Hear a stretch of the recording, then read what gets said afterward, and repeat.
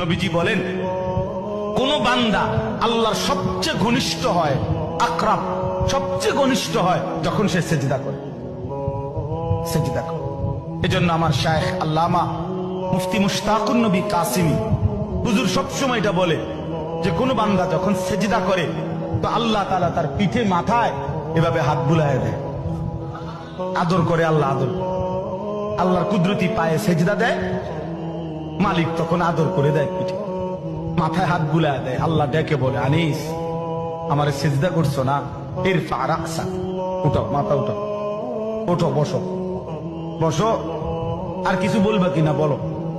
তো বান্দা বলে, আত্তাহিয়াতু লিল্লাহি ওয়াস সালাওয়াতু ওয়াত তাইয়্যিবাত। আল্লাহ বলে, আচ্ছা আমার প্রশংসা করলাম, খুশি হলাম, আর কিছু?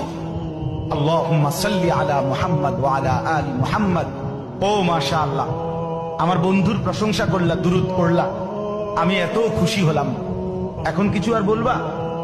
তো বান্দা বলে, আল্লাহ সেজদা দিয়ে আপনার কাছে আসলাম, আপনার প্রশংসা করলাম, আপনার বন্ধুর দুরূদ পড়লাম, একটা উদ্দেশ্য আছে, মাকসাদ আছে। কি মাকসাদ, কি উদ্দেশ্য?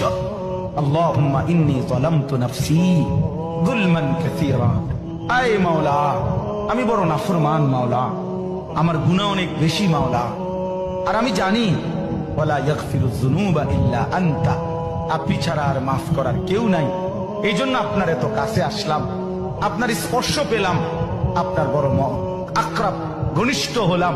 উদ্দেশ্য হলো ফাগফিরলি মাগফিরাতাম মিন ইনদিক, আপনার পক্ষ থেকে আমারে ক্ষমা করে দেন, ওয়ারহামনি, আমার একটু দয়া করে দেন। ইন্নাকা আনতাল গফুরুর রহিম, আপনি মাফ করবেন না কা? আপনি তো ক্ষমাশীল, আপনি দয়া করবেন না কেন?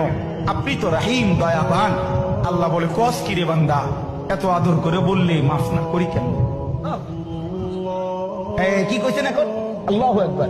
এই জন্য বান্দা যখন সালাম ফিরায় এই ডানে বামে, তখনই একবার কি পড়ে, অর্থাৎ উদ্দেশ্য হলো সে সালাম ফিরাইয়াই আল্লাহু আকবার বলে, অর্থ বলে আর মানুষের জানায়, ভাই সাহেব আল্লাহ বহুত বড় মহান, উনি আমার মাফ করে দিচ্ছেন।